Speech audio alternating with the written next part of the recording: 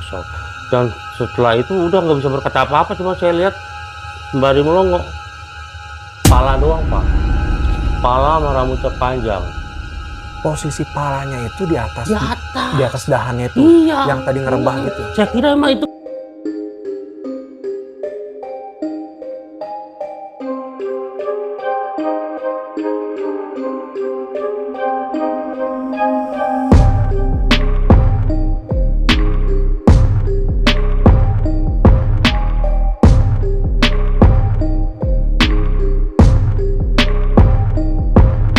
Selamat malam, Sobat Kelam Jiwo.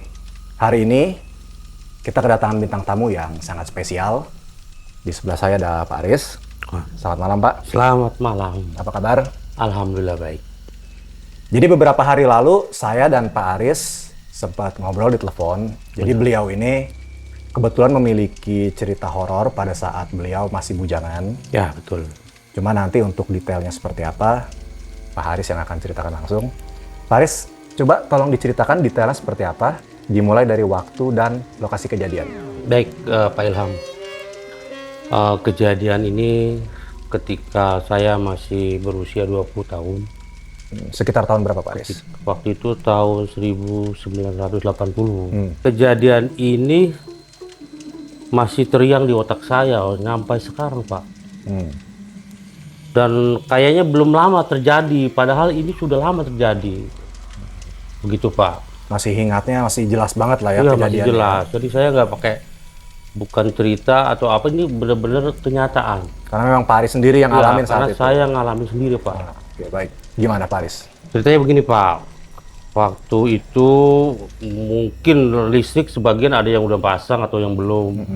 Dan kemarin rumah saya belum pasang listrik, Pak. Saya waktu itu masih muda, masih gemar mengaji, Pak. Ngaji Quran, ngaji ilmu kanuragan, pokoknya macam-macam dah. Kanuragan itu seperti ilmu bela diri gitu? Ilmu bela diri, ilmu ya biasalah kayak anak muda zaman dulu, suka melet-melet orang gitu. Oke. Baik. Setelah itu saya punya guru, Pak, punya guru di namanya waktu itu kampung saya kampung Kalideres ya, Kalideres Jakarta Barat, Oke. desa Semanan. Saya punya guru kampung sebelah, jaraknya dari rumah saya ke kampung sebelah guru saya itu hampir 1 kilo, Pak. Jarak dari rumah Bapak ke kampung sebelah itu sekitar 1 kilo? Nah, 1 kilo, Pak. Oke, baik. Setelah itu saya punya teman 4 orang, sama saya jadi 5 orang. Teman dekat lah ya? CS lah, pokoknya kemana-mana setelah berlima. Dan kepanangan semua hobi ngaji, Pak. Setelah itu, zaman dulu kita pasti pada nganggur, Pak. Kalau buat bayar guru ngaji itu paling beli kopi setengah kilo atau beli gorengan atau beli singkong rebus. Malam Jumat, Pak, saya dan teman-teman saya berkumpul di pos ronda nih, Pak, ya, untuk mengaji ke kampung sebelah. Jam 9 nih, Pak. Setelah berkumpul dengan teman-teman saya, Ini teman yang 4 orang tadi 4 itu? orang tadi, Oke. memang mereka semua pada doyan ngaji nih, Pak. Kita kumpul, kita sama-sama berangkat nih. Nah, dan dalam perjalanan, Pak, memang di kiri kanan saya sawah, wah seperti ilalang, Pak, ya. Tapi ilalang itu melebihi dari kepala kita, Pak, tingginya. Karena sawah itu nggak keurus, Pak. Ini sawah jalanan buat menuju ke rumah Pak Ustadz Iya. itu? Jalan setapak lah. Kayak kalau bahasa Betawi mah gili gitu, Pak. Jalan kecil. Jalan kecil, kanan kirinya sawah gitu Sawah. ya? Itu udah ada penerangan nggak saat itu? Belum ada, Pak. Belum. Saya Karena aja memang- pakai obor. Karena memang belum ada listrik segala macam ya, Belum pakai ada obor. listrik, pakai obor. Oke. Setelah itu berjalan. Ya, setelah 15 menit sampai ke rumah Pak Ustadz, Pak guru saya. Biasa ngaji Quran, ngaji segala macam, ngaji lah, namanya anak muda dulu. Setelah itu, tanpa terasa nih, Pak, kayak waktu cepat banget, Pak, sudah sampai 2:30 malam. Terus ya udah 2:30, saya masih bujangan ya, besoknya sekolah, Ya. yang pada kerja, pada nganggur. Izin pamit lah saya sama Pak Ustadz nih.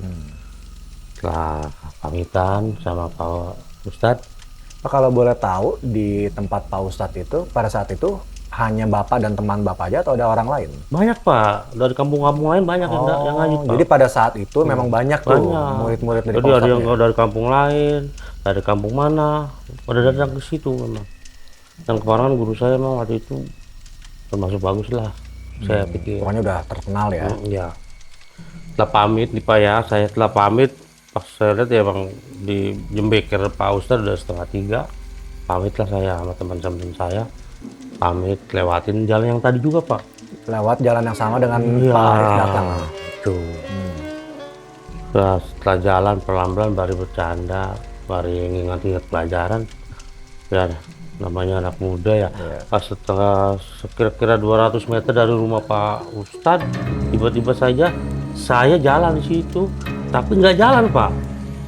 Jadi maksudnya Pak Aris merasa sudah jalan, tapi tempatnya itu aja gitu. Nah, saya kayak jalan tapi nggak jalan Pak. Jalan di tempat Jalan itu. di tempat. Nah itu Pak Aris doang yang ngerasain apa teman-teman Pak Aris juga? Semuanya ngerasain Pak, teman-teman saya. Kayak saya jalan seperti gini Pak. Kayak berbaris sama jalanan setapak. Iring-iringan. Iring-iringan Pak. Saya jalan di tempat kayak jalan tapi nggak jalan, gimana sih? Tapi kita nggak berasa kalau itu kita nggak di tempat, jalan aja biasa. Ternyata kita masih di situ juga Di selama tempat yang sama. selama 3 jam, selama setengah jam. Setengah jam. Setengah jam. Terus kata teman saya nyolek, Riz, apaan? Ini kita jalan di sini aja kata. Yang bener lu. Oh saya lihat kiri kanan, Masya Allah, iya astagfirullahaladzim. Kaget saya Pak, kaget bener-bener. Terus apa sih? Setelah saya tidak sadar atau nggak sadar, saya melihat di depan saya itu ada sebuah pohon besar Pak. Di sawah padahal. Di sawah, padahal itu tadi kagak ada apa-apa. Jadi pada saat Pak Aris datang, itu memang pohon itu nggak ada. Nggak gitu? ada, memang saya juga kan kampus itu saya Nah tahu. itu Pak Aris ngelihat Ngeliat. pada saat jalan di tempat, Oh, di depan Pak Aris seperti ada pohon besar. tuh. Oke.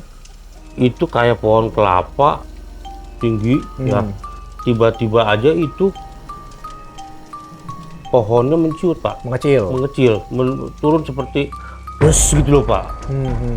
Tahu-tahu ya sudah ada di hadapan saya, seperti ngibasin saya Pak. Yes, Nabrak gitu. nabrak saya. Dan saya semuanya jatuh Pak ke sawah.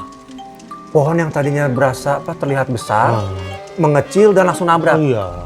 Itu dinginnya 0 derajat kayaknya sih. Oh berasa Yes. tuh, berasa Iya, kena kulitnya. saya beradu kayak bulu dia. Semuanya berasa. Teman-teman saya jatuh semuanya Pak. Setelah itu saya habis jatuh dari sawah, ya saya lari dong Pak.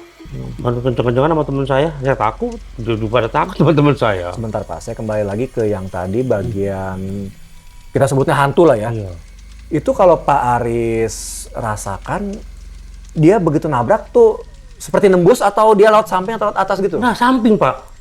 Ke samping. Bos, apa gimana sih kayak dikibasin sama berhadapan. Yes. Dan teman Pak Aris ngerasain sama juga? Semuanya sama. Ngelihat juga? Gitu? Dingin sekali semuanya mereka. Kaget jatuh semua ke sawah. Gua pada sadar Itu saya bisa bayangin sih. Sawah yang masih gelap banget, kanan kirinya itu Buset. air, masih ada air gitu ya. Iya. Melihat tiba-tiba ada yang nabrak makhluk halus seperti itu, saya sih nggak bisa. Dan makhluknya itu pun saya kayak seperti apa pun saya kurang jelas apa ya. Karena gelap sih Pak ya. Gelap. Terus saya lari Pak sama teman-teman saya biar sampai kampung saya. Oh. Terus lari sekencang-kencangnya tuh, duluan sama teman-teman saya. Ayo, udah nggak inget apa udah sampai di kampung saya, udah sampai di ngos-ngosan kan. Namanya habis lari capek ngos-ngosan. Kita istirahat dulu. Udah istirahat semuanya nih teman-teman saya. Nah, parangan situ ada, pas saya lihat ke depan ada tukang kacang Pak. Pas Bapak ngeliat tukang kacang, pas lagi ngaso lah, lagi istirahat gitu ya. Kata gua, ada tukang kacang, lo beli apa? Saya bilang gitu ya. Gua nggak punya duit. Patungan tuh. Iya. Ayah lu pada nggak punya duit, bilang gitu ya. Belilah tuh kacang. Kacang. Tapi teman saya juga cepat curiga Pak. Biasanya nggak ada tukang kacang nih. Karena ini kampungan Bapak tahu gitu kita ya. tahu tuh biasa nggak ada tukang kacang di situ. Cuman pada saat itu ada tukang kacang.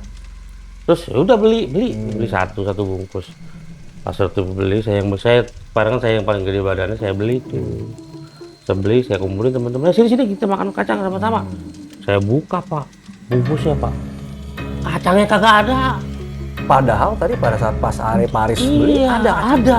Pak Aris ngeliat langsung sendiri tuh dimasukin Iya, kacangnya. dimasukin. Pas saya lihat juga uang kacangnya langsung hilang. Oh, jadi pada saat buka kemasan kacangnya, Nah, terus ngeliat tukangnya udah nggak ada. udah nggak ada. Kabur lagi saya Pak. Kebirit-birit lagi saya. Padahal posisinya udah di kampung Pak Aris. Kampung ya. saya. Saya pikir-pikir jangan-jangan yang tadi ngikutin saya. Itu di area situ sekeliling situ kosong tuh, nggak ada apa-apa. Kosong.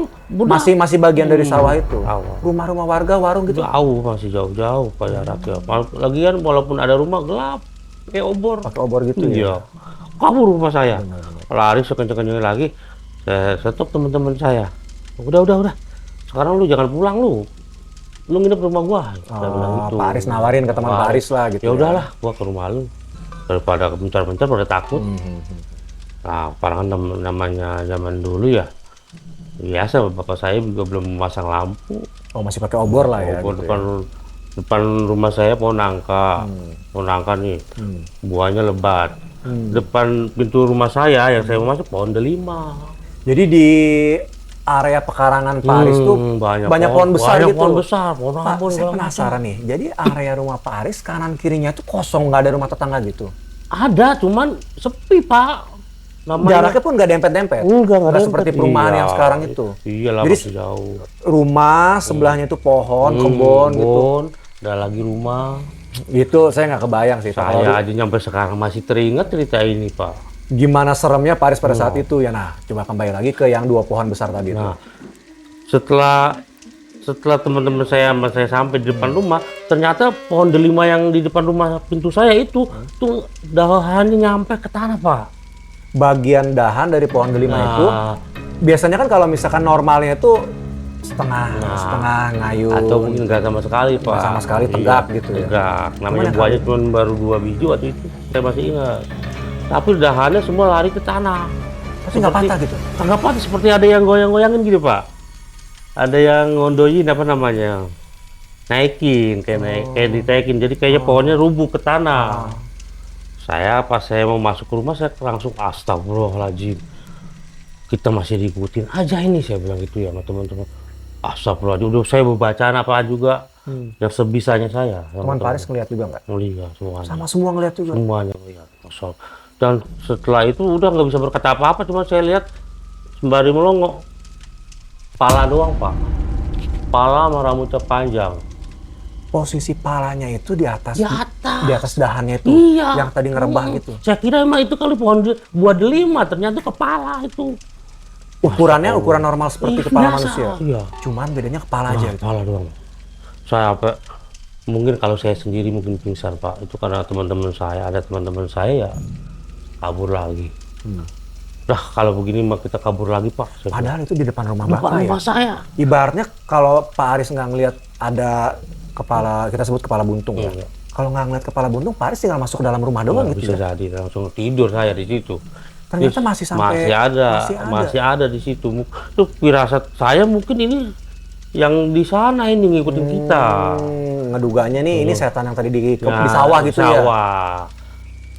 Jangan-jangan kata mungkin ya semua mungkin berpikiran sama teman-teman saya. Mungkin ini teman setan atau mungkin setannya ini yang ngikutin kita dari sawah. Langsung saya cabut berempat, kabur lagi saya. Kemana saya nyari bingung, masih pada tutup di rumah, ke musola, ke langgar. Nggak jauh dari rumah Pak Aris? Enggak Berapa jarak? 300 meter lah. 300 meter ke depan. 300 meter pada saat situasi dulu kan masih serem banget ya. Masih gelap banget. Itu berempat. Teman Bapak berarti berlima sama Pak Aris tuh. Iya. Pergi Iya, ke musola itu. musola. Kalau dulu namanya bukan musola, langgar lah. Langgar. Kalau zaman dulu mah ya. Setelah sampai di langgar, cuci muka, segala macam, tidur lah saya di situ. Padahal kan Pak, musola itu kan suasananya serem Wah, juga. justru itu saya tidurnya bagaimana Pak? Ngedungkel. Apa sih namanya nggak boleh bencar? Ngumpul gitu lah. Ngumpul, ngedungkel apa Udah kedekatan lah gitu ya. Ke sarung berdua udah ngedumpel begitu. Berani banget Pak.